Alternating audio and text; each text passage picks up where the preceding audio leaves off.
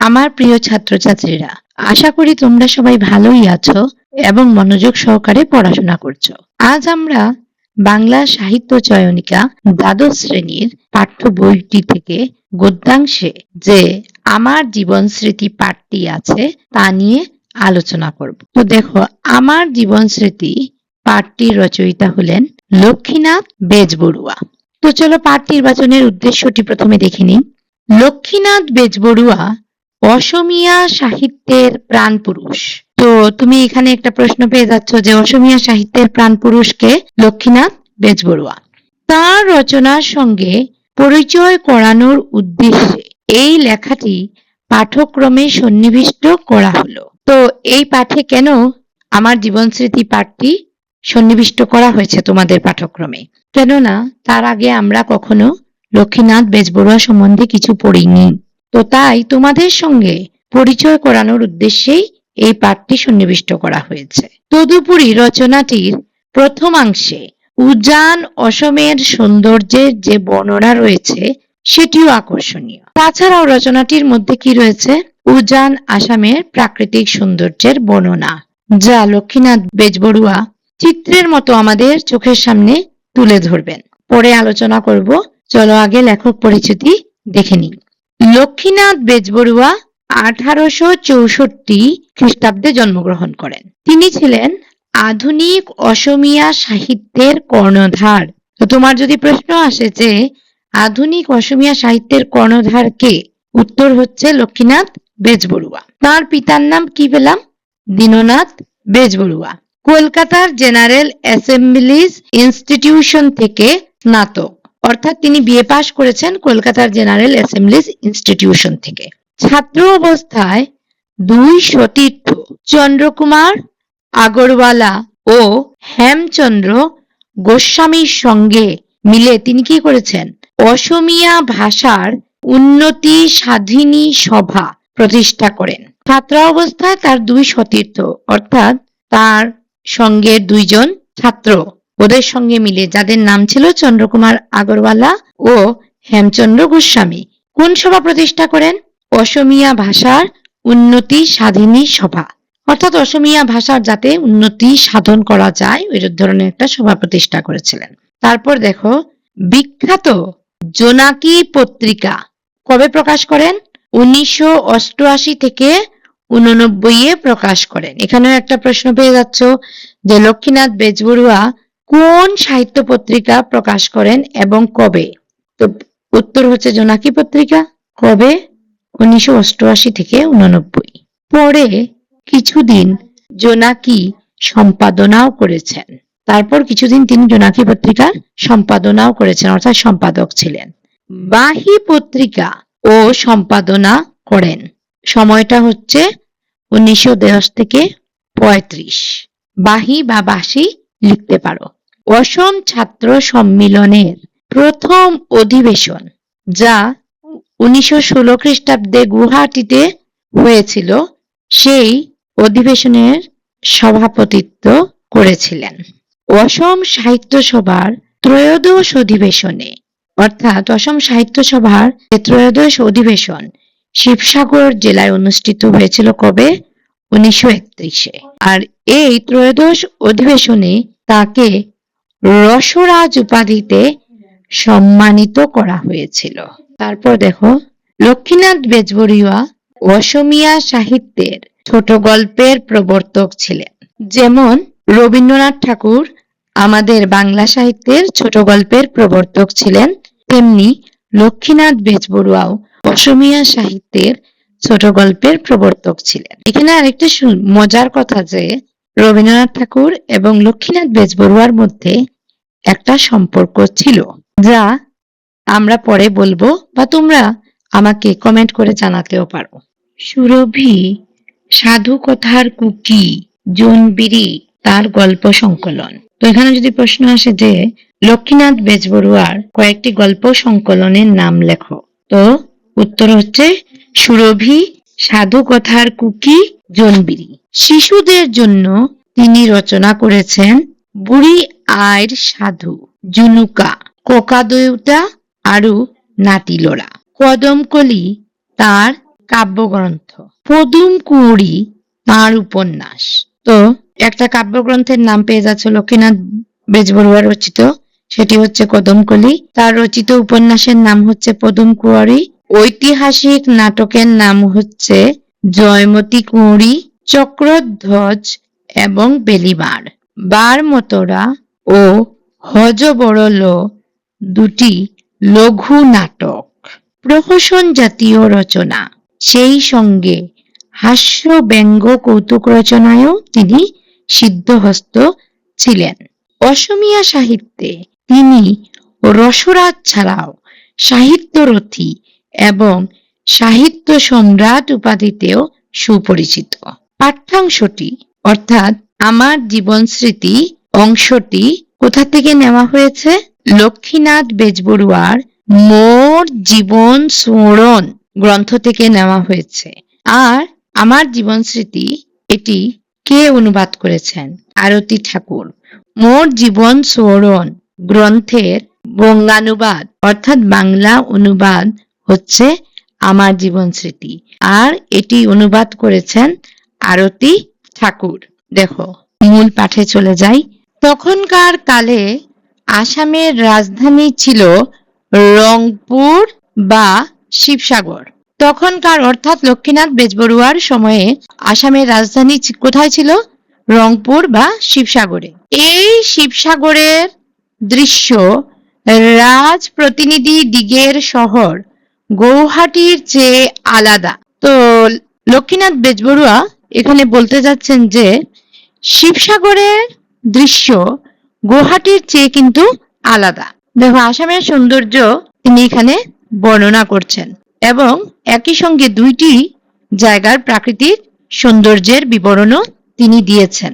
গৌহাটির অপরূপ রূপ মাধুর্য, লুইত নদীর মনোরম শোভা রিহা মেখলার রূপে তার গায়ে বিরাজ করছে। তো এখানে আমরা দেখছি গৌহাটির প্রাকৃতিক সৌন্দর্য বর্ণনা করতে গিয়ে লক্ষ্মীনাথ বেজবড়ুয়া কি বলছেন? যে লুইত নদী অর্থাৎ ব্রহ্মপুত্র নদের কথা এখানে বলা হয়েছে। যে ব্রহ্মপুত্র নদ গৌহাটি শহরে থাকার ফলে গৌহাটি শহরটি দেখতে কেমন লাগছে? যেমন নারী দেহে রিহা মেখলা পরিধান করলে দেখা যায়। তার গলায় পর্বতের সাতনড়ি হার, অর্থাৎ গৌহাটি শহরকে ঘিরে রয়েছে 7টি পর্বত। আর এই জায়গাটিকে তিনি উপমা দিয়ে কি বলেছেন? যেমন নারীর গলায় 7 নড়ি হার অর্থাৎ 7 পেঁচ যুক্ত হার শোভা পায়, তেমনি গৌহাটি শহরের শোভা বাড়াচ্ছে এই 7টি পর্বত। আর মাথায় রয়েছে ভুবনেশ্বরীর ধবল মুকুট। নারীর মাথায় যেমন মাথায় বা মস্তকে যেমন মুকুট শোভা পায়, তেমনি গৌহাটি শহরের মাথার উপর কি রয়েছে? ভুবনেশ্বরী দেবীর মন্দির। বুকের উপর উমানন্দ আর উর্বশী, আর গৌহাটির মধ্যখানে কি আছে? উমানন্দ আর উর্বশী। শিবসাগর সমতল, যেখানে দেখা যাচ্ছে যে গুয়াহাটি কি 7টি পর্বত দিয়ে ঘেরা। অন্যদিকে দেখা যাচ্ছে শিবসাগর সমতল। দু চোখ ভরে যতখানি দেখা যায় তা পর্বত শূন্য নিরাভরণা। তো শিবসাগরকে দু চোখ দিয়ে যতটুকু দেখা যায়, দেখা যাচ্ছে যে শিবসাগরে কোনো পর্বত নেই, মাত্র তার ক্ষীণ হাত দুখানি দিখৌ এবং দিচাং নামের ছোট নদীর বালা একজোড়া দিয়ে উজ্জ্বল করে তুলেছে। দেখো এখানে আরেকটি উপমাও ব্যবহার করেছেন যে শিবসাগরের মধ্যে রয়েছে দিখৌ এবং দিচাং নামের দুটো ছোট উপনদী, আর এই দুটি উপনদীকে দেখতে কেমন দেখা যাচ্ছে? ক্ষীণ অর্থাৎ দুর্বল বা সরু। দুটি হাতের মধ্যে বালা পড়লে যেভাবে হাতের সৌন্দর্য ফুটে ওঠে, ঠিক সেইভাবে লেখক শিবসাগরের সৌন্দর্য বর্ণনা করতে গিয়ে এই উপমা ব্যবহার করেছেন। গৌহাটি থেকে নৌকা করে আসতে ব্রহ্মপুত্রের কাছে বিদায় নিয়ে যখন দিখৌর বুকে ঢুকেছি তখন আমার মনে যে ভাব হয়েছিল নিম্ন আর মধ্য অসম পার হয়ে রংপুর শহরে ঢুকতেও আমার সেরকমই মনোভাব জেগেছিল। তো লক্ষ্মীনাথ বেজবড়ুয়া গুয়াহাটি থেকে নৌকা করে আসতে ব্রহ্মপুত্রের মধ্যে থেকে বিদায় নিয়ে যখন তিনি দিখৌ অর্থাৎ উপনদীতে প্রবেশ করলেন তখনও তার মনে একটা ভাবের জন্ম হয়েছিল যা নিম্ন আর মধ্য অসম পার হয়ে রংপুর শহরে ঢুকতেও তার মনে জেগেছিল, অর্থাৎ তার মনে নতুন একটি জায়গা দেখার আগ্রহ জেগেছিল। নতুন জায়গায় আমাদের পুরানো বাড়িতে যাচ্ছি, এই আনন্দ আমাকে সারাটা পথ আপ্লুত করে রেখেছিল। তো লক্ষ্মীনাথ বেজবড়ুয়া নতুন জায়গায় অর্থাৎ তার পুরানো বাড়িতে যাচ্ছেন, আর নতুন কোনো জায়গায় যাওয়ার একটা আনন্দই আলাদা। তো সেই আনন্দ তিনি সারাটা পথ অনুভব করেছেন। কিন্তু যখন রংপুর পৌঁছলাম তখন একটা অনির্বাচনীয় বিতরাগ আমার মনের সেই আনন্দকে শুকিয়ে দিল। কেন কে জানে, কিন্তু সমস্ত রাস্তা পার করে লক্ষ্মীনাথ বেজবড়ুয়া যখন রংপুর পৌঁছলেন তখন তার মনের মধ্যে একটা বিতরাগ অর্থাৎ অশ্রদ্ধা তার মনের মধ্যে জন্মালো, আর তার মনের যে আনন্দ ছিল, আগ্রহ ছিল, তা কিন্তু আস্তে আস্তে শেষ হয়ে গেল। কেন তা তিনি নিজেও জানেন না। আসাম দেশকে সারা ভারতের অন্যান্য রাজ্যগুলোর সঙ্গে তুলনা করে কেউ কেউ ঠাট্টা করে মাছ ধরার জায়গা বলতো।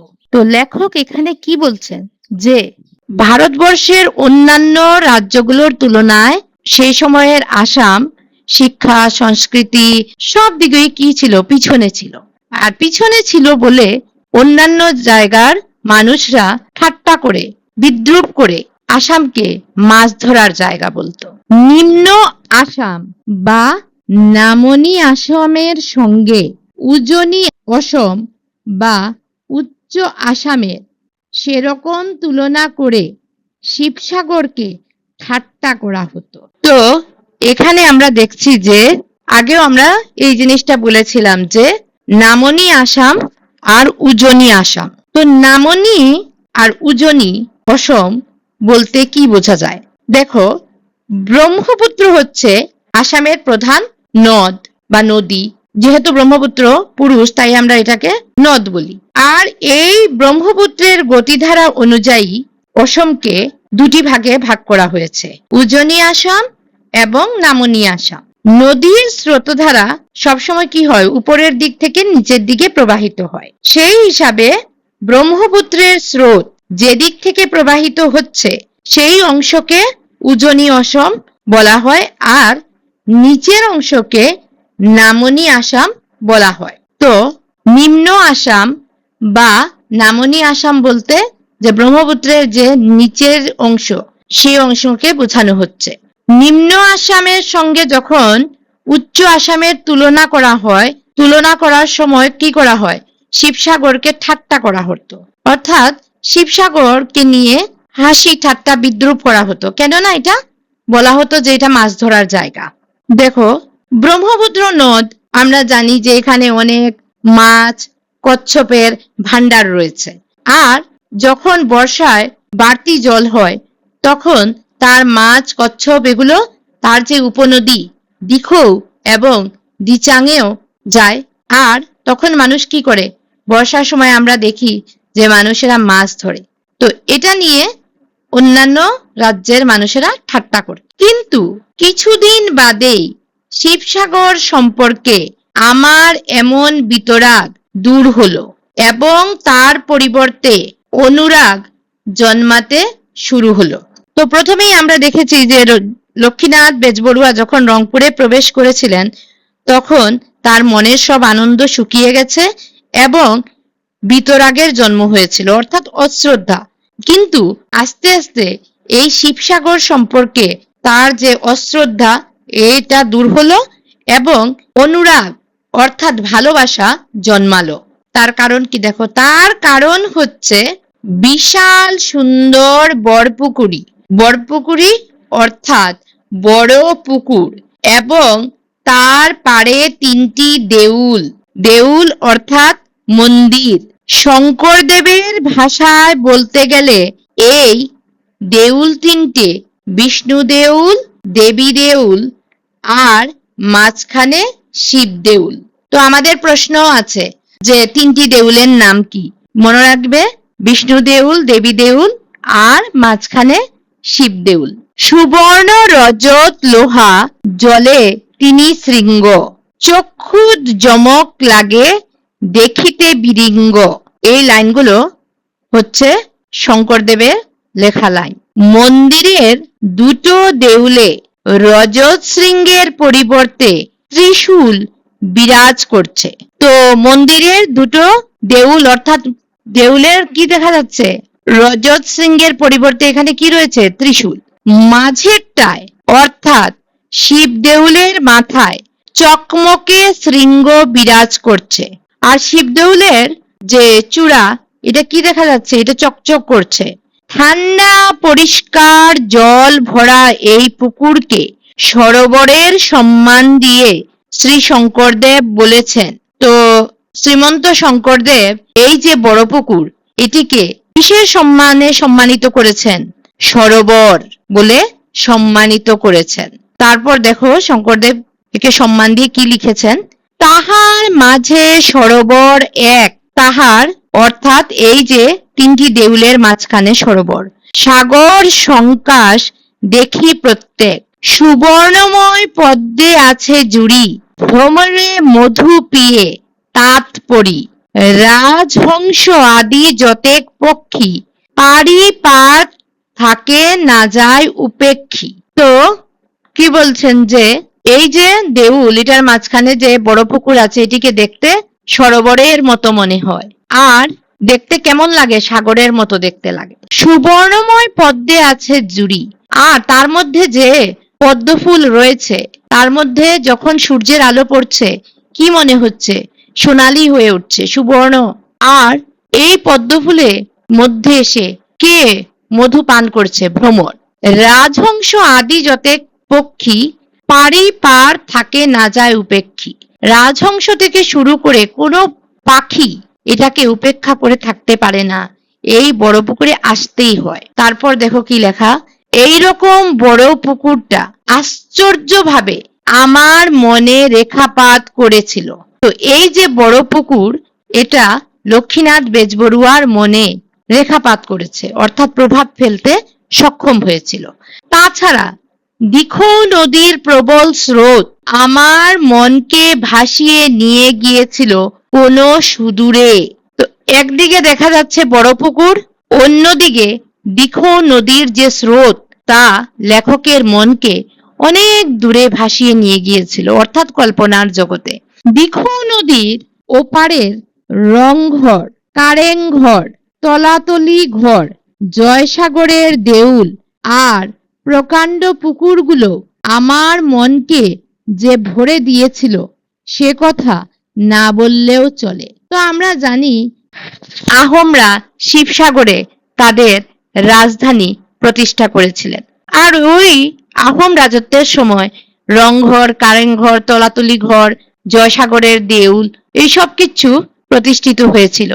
আর এই যে ঐতিহাসিক জিনিসগুলো লেখকের মনে এক রেখাপাত করতে সক্ষম হয়েছিল। খুব শিগগিরই শিবসাগর আমার কাছে আনন্দ সাগরে পরিণত হলো আর রংপুর হলো রঙের আলোয়। তো দেখো প্রথম দিকে যে শিবসাগর বা রংপুর সম্বন্ধে লেখকের মনোভাব ছিল তা কিন্তু আস্তে আস্তে পরিবর্তিত হয়ে গেল। শিবসাগর কিসে পরিণত হলো? আনন্দের সাগরে। আর রংপুর হলো রঙের আলোয়। এখানে রং বলতেও আনন্দের কথাই বোঝানো হচ্ছে। আর আলোয় মানে আমরা জানি যে ঘর। শিবসাগরের বাড়িতে খেলার সাথী হলো আমার দুজন ভাইপো। তো লেখকের শিবসাগরের বাড়িতে তার সঙ্গী কে ছিল? তার দুজন ভাইপো অর্থাৎ ভাইয়ের ছেলে। একজন আমার চেয়ে ১.৫ বছরের বড় আর অন্যজন আমার চেয়ে ছোট। তো এই যে দুজন ভাইয়ের ছেলে লেখকের সঙ্গী ছিলেন, তাদের মধ্য থেকে একজন ছিলেন লেখকের থেকে ১.৫ বছরের বড় আর অন্যজন ছিলেন ছোট। প্রথম দিনই আমি আবিষ্কার করলাম যে ওরা আমার চেয়ে অনেক বেশি পড়েছে। তো লক্ষ্মীনাথ বেজবড়ুয়া প্রথম দিনই কি জানতে পারলেন? যে তার যে দুজন ভাইপো আছে তারা তার থেকে জ্ঞানে অনেক বেশি। অবশ্যই সে সবই বাংলা বই, আর তারা কিন্তু বাংলা ভাষায়ও পারদর্শী ছিল। ওদের বাংলা বিদ্যের তুবড়িবাজি অর্থাৎ বিদ্যার প্রাচুর্য মনে রাখবে, ওরা আমাকে অবাক করে দিত। তো তারা দেখো শিবসাগর গুয়াহাটি থেকে অনেক দূরে। লেখক কিন্তু গুয়াহাটি তিনি কি বলেছিলেন? রাজপ্রতিনিধিদিগের শহর। এখানে থেকেও কিন্তু তিনি বাংলা ভাষা জানতেন না, কিন্তু তারা শিবসাগরের মতো একটা ছোট জায়গায় থেকেও বাংলা শিক্ষা আয়ত্ত করতে পেরেছিলেন। আর তাদের বিদ্যার প্রাচুর্য দেখে লক্ষ্মীনাথ বেজবড়ুয়া আশ্চর্য হয়ে গিয়েছিলেন। পদ্য পাঠের বাংলা পদ্য আমার সামনে আবৃত্তি করে আমাকে যেন ওরা কোণঠাসা করে দিত। পদ্য অর্থাৎ কবিতা।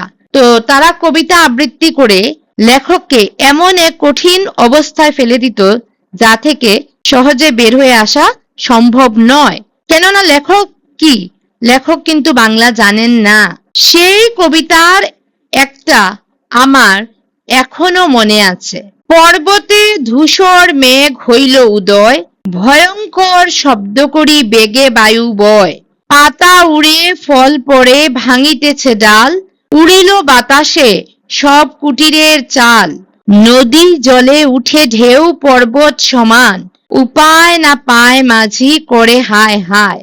তো দেখো এই কবিতার সঙ্গে কিন্তু লেখকের মনের অবস্থাও কিন্তু প্রকাশ পাচ্ছে। যখন তুফান আসে কি হয়? সব দিকের পাতা ঝরে পড়ে, ডাল ভাঙে, বাতাসে কোনো কোনো বাড়ির চাল উড়িয়ে নিয়ে যায়, নদীর জলেও কিন্তু ঢেউয়ের মতো দেখা যায়। আর তখন মাঝি কোনো উপায় দেখতে না পেয়ে কি করে? হায় হায় করে। এরকম আমাদের লক্ষ্মীনাথ বেজবড়ুয়াও তাদের বাংলা বিদ্যার প্রাচুর্য দেখে কোনো উপায় খুঁজে পাচ্ছেন না। ওরা দুজনে যখন প্রচন্ড শব্দ করে এই কবিতার কয়েক লাইন এমন ভাবে আবৃত্তি করতে থাকে, তখন ওদের কাছে আমার লখিমপুর এবং গৌহাটির বিদ্যের দৌড় এমন ভাবে ধরা পড়ে যায় যে আমার মন নদীর শান্ত জলে পর্বতের সমান উঁচু ঢেউ আছড়ে আছড়ে পড়তে থাকে।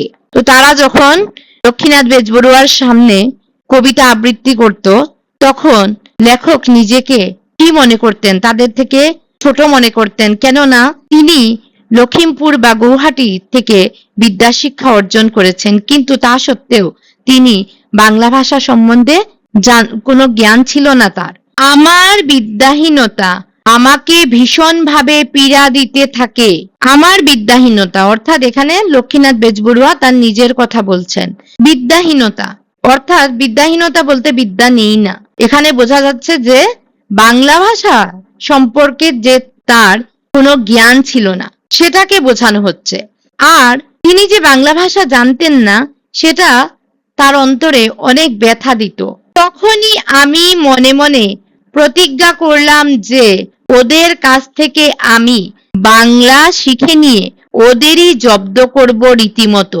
তো তখন লক্ষ্মীনাথ বেজবড়ুয়া মনে মনে প্রতিজ্ঞা করলেন যে তিনি তার ভাইপোদের কাছ থেকে বাংলা শিখে তিনি তাদেরকে বাংলা শিক্ষায় হারিয়ে দেবেন। ওদের কাছ থেকেই বাংলা কবিতার বই নিয়ে কবিতা মুখস্থ করে তিনি তাদের সামনে এই কবিতাগুলো আবৃত্তি করতে শুরু করলেন। তারপর ওরা কবিতা আবৃত্তি করতে শুরু করলেই আমিও তাদের মুখোমুখি দাঁড়িয়ে সমানে কবিতা আবৃত্তি করতে থাকলে এই কবিতা যুদ্ধ বন্ধ হয়ে শান্তি স্থাপিত হলো। তো এরপর থেকে এই যে ভাইপো দুজন যখনই কবিতা আবৃত্তি করতে শুরু করত, তখন লক্ষ্মীনাথ বেজবড়ুয়াও তাদের সামনাসামনি দাঁড়িয়ে তিনিও কবিতা আবৃত্তি করতেন। এর ফলে কি হলো, তাদের যে কবিতার যে যুদ্ধ, এই যুদ্ধ বন্ধ হয়ে শান্তি স্থাপিত হলো।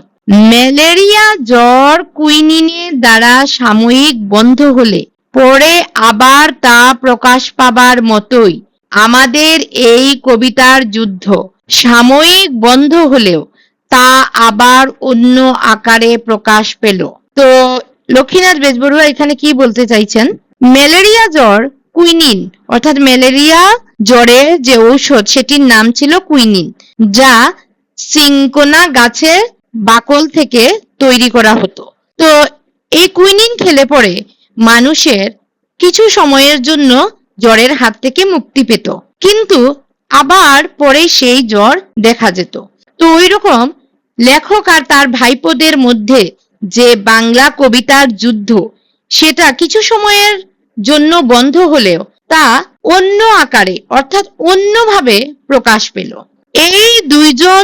ওই দুজন যোদ্ধা আবার নতুন করে শক্তি সঞ্চয় করে গেরিলা যুদ্ধ অর্থাৎ অনিয়মিতভাবে হয়রানি যুদ্ধে মেতে উঠল।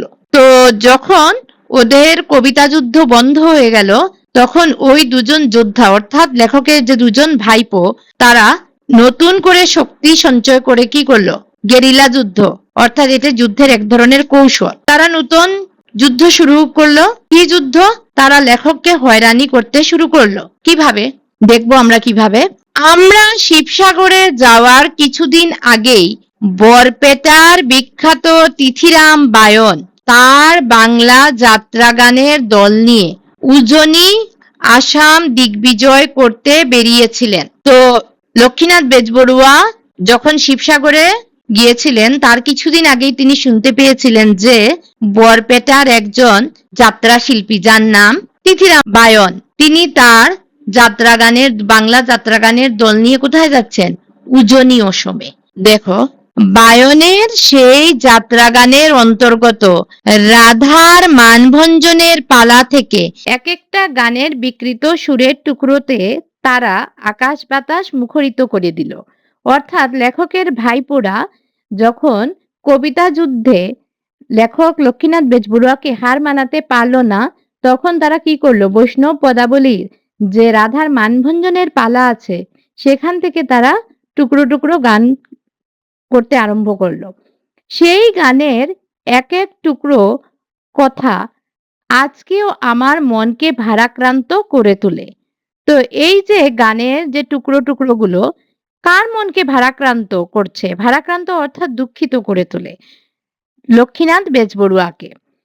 ও রায়, আগে প্রেম করিলি হেসে হেসে, এখন কান্দ কেন নির্জনে বসে।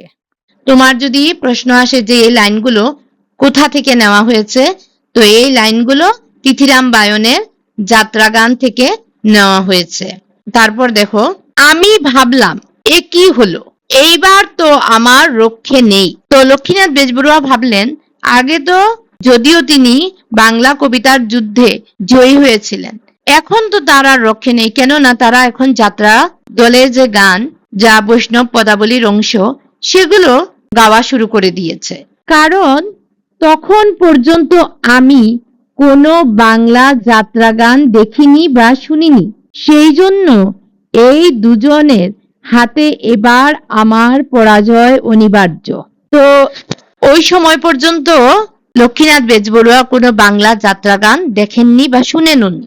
যেহেতু তিনি দেখেননি শুনেননি, কোথা থেকে তিনি পারবেন? তো তিনি ধরে নিলেন যে এই যে তার দুইজন ভাইপো, তাদের হাতে তার হার অনিবার্য, এবার তো তার হার হবেই।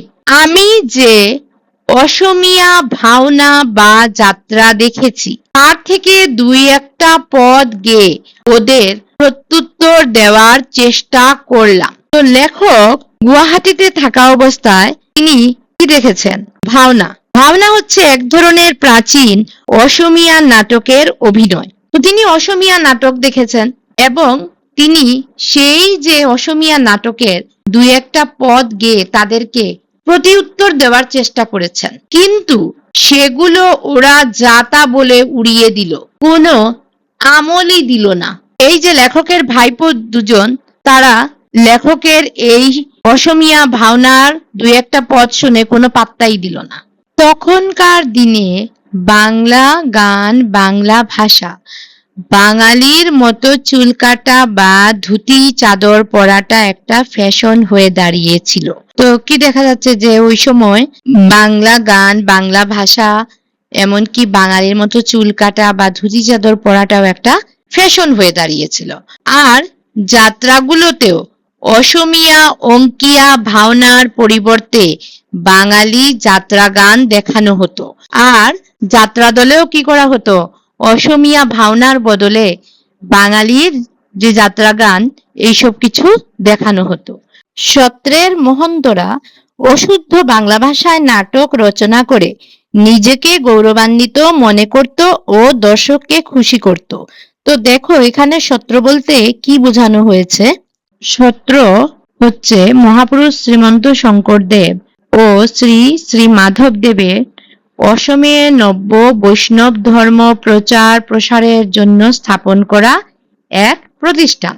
আচ্ছা, তো এই সত্রের মহন্তরা অর্থাৎ সত্রের যারা প্রধান ব্যক্তি তারা কি করতেন, অশুদ্ধ বাংলা ভাষায় নাটক রচনা করে, তো যেহেতু তাদের বাংলা ভাষা সম্বন্ধে সেরকম জ্ঞান ছিল না, তো তারা অশুদ্ধ বাংলা ভাষায় নাটক রচনা করে নিজেকে গৌরবান্বিত মনে করত। আর কি করত, দর্শককেও তারা খুশি দিতেন। মোটের উপর যা কিছু বাঙালি তা সবই ভালো, অর্থাৎ মোট কথা কি, যা কিছু বাঙালি তা সবই ভালো। তো কেননা এই সময় আমরা দেখছি যে ওই সময়ের লোকেরা বাংলা গান, বাংলা ভাষা, বাঙালির মতো চুল কাটা, ধুতি চাদর পরাটাকে ফ্যাশন বলে মনে করতেন, এবং সত্রের মহন্তরাও কি করতেন, অশুদ্ধ বাংলা ভাষায় নাটক রচনা করে নিজেদেরকে গৌরবান্বিত মনে করতেন এবং দর্শকদেরকেও খুশি দিতেন। এই ধারণা সবার মনকে খুব প্রভাবান্বিত করেছিল, অর্থাৎ যা কিছু বাঙালি সবই ভালো, এই যে ধারণা তা সবার মনকে বা সবার মনে এক প্রভাব ফেলেছিল। বড়রা যেদিকে যায় ছোটরাও সেদিকে যায়, সেজন্য আমি ভাবলাম যে আমারও বাংলা জ্ঞানের অনভিজ্ঞতা অমার্জনীয়। তো লেখক দেখছেন যে তার পূর্বসূরির লোকেরা বাংলাকে এতই পছন্দ করছেন, তো তখন তিনি ভাবলেন যে তার যে বাংলা জ্ঞানের অনভিজ্ঞতা, অর্থাৎ বাংলা সম্বন্ধে তার এতটা জ্ঞান ছিল না, তা অমার্জনীয়, অর্থাৎ এটাকে মার্জনা করা যায় না বা মাপ করা যায় না। আবার পর মুহূর্তে ভাবলাম আমারই বা দোষ কি, আমি বা কোথায় বাংলা যাত্রা দেখার বা শোনার সুযোগ পেলাম যে আমি এদের সঙ্গে সমানভাবে পাল্লা দেব। তো আবার এ কথা ভাবলেন যে তার দোষই বা কোথায়, তিনি গুয়াহাটিতে থাকা অবস্থায় কোনোদিন বাংলা যাত্রা দেখার বা শোনার সুযোগ পাননি, তাই তিনি তাদের সঙ্গে কিভাবে তিনি প্রতিদ্বন্দ্বিতা করবেন। এই ভেবে আমি প্রতিদ্বন্দ্বী দুজনের কাছে হার মেনে চুপ করে গেলাম। অর্থাৎ লেখকের যে দুজন ভাইপো তিনি তাদের কাছে হার স্বীকার করলেন এবং চুপ করে গেলেন। আর দেখো এই লক্ষ্মীনাথ বেজবড়ুয়া তার সংকল্প অনুসারে কিন্তু তিনি বাংলা শিখেওছেন এবং বাঙালির সঙ্গে তার এক গভীর সম্পর্ক রয়েছে, যা আমি তোমাদেরকে আগেও বলেছি যে রবীন্দ্রনাথের সঙ্গেও তার এক সম্পর্ক রয়েছে। তো তোমরা যদি কেউ জানো আমাকে কমেন্টে জানাবে যে রবীন্দ্রনাথ ঠাকুরের সঙ্গে লক্ষ্মীনাথ বেজবড়ুয়ার কি সম্পর্ক রয়েছে। আর যদি না জানো তাহলে আমি তোমাদেরকে বলে দেব। তো যদি তোমাদের আমার এই আলোচনাটুকু পছন্দ হয়ে থাকে তাহলে তোমরা লাইক, কমেন্ট, শেয়ার এবং সাবস্ক্রাইব করতে ভুলবে না, কেননা তোমাদের সাহায্য একান্ত কাম্য।